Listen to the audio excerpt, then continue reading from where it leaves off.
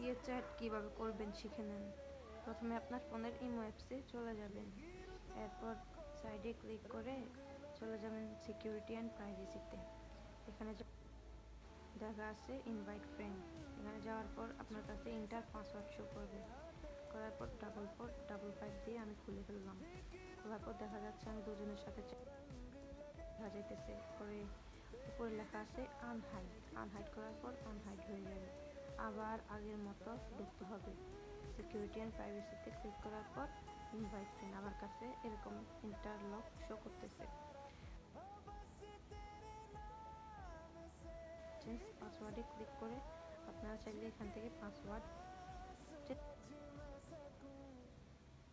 দিবেন। এই পাসওয়ার্ড দেওয়ার পর নতুন পাসওয়ার্ড ক্লিক করতে হবে।